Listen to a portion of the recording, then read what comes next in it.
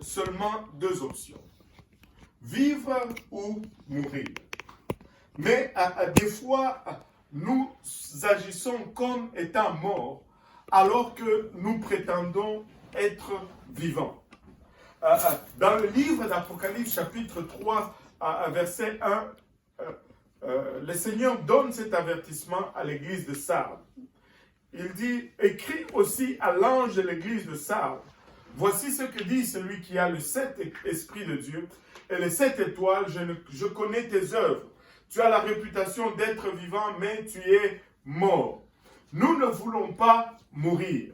Ce qui est mort n'est pas productif. Ce qui est mort ne produit rien. Ce qui est mort n'accomplit rien.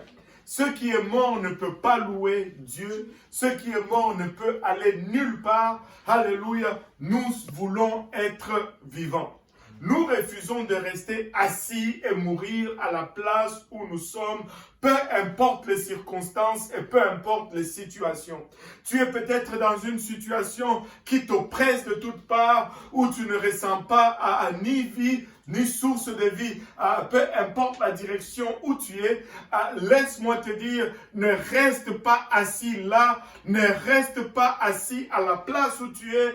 Lève-toi et marche et refuse de mourir à la place où tu es.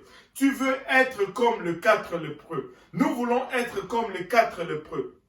Alléluia. Si on regarde ces 4 lépreux, ce sont les candidats les plus improbables pour délivrer la ville. La ville était assiégée, mais 4 lépreux seulement à l'extérieur de la ville. C'est ceux-là que Dieu a utilisés pour amener la délivrance à cette ville. Si on devait faire le vote pour choisir qui allait délivrer Samarie, probablement le vote n'allait pas tomber sur ces 4 lépreux. Mais ce sont ceux-là qui ont amené délivrance en Samarie. Alléluia. Regarde pas tes circonstances. Ne regarde pas les éléments qui t'entourent avec négligence. Du néant, Dieu peut produire la délivrance. De rien, Dieu peut produire la provision. Alléluia. D'une maladie grave et sévère, Dieu peut faire germer une guérison improbable.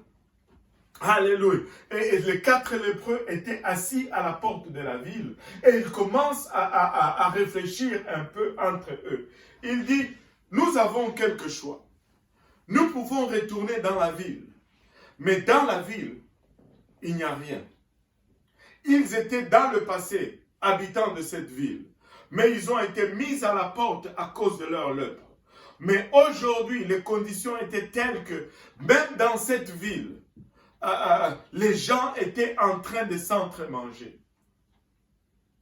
Les gens étaient en train de cuisiner leurs propres enfants et de les manger. Et ils se disent, si nous retournons dans la ville, nous allons mourir quand même. Parce qu'il n'y a pas de solution dans cette ville. Et ils disent, nous avons une deuxième option. Nous pouvons rester assis ici.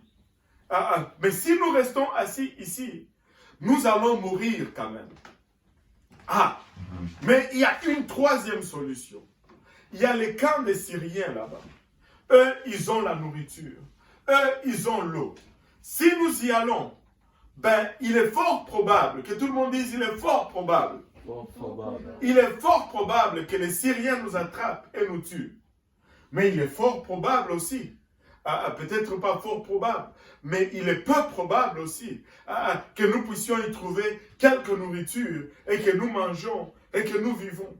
En d'autres termes, les probabilités étaient très faibles, mais cela était suffisant. Et les 4 lépreux se sont dit, lèvons-nous et allons vers le camp des Syriens. Nous n'allons pas rester assis ici et mourir.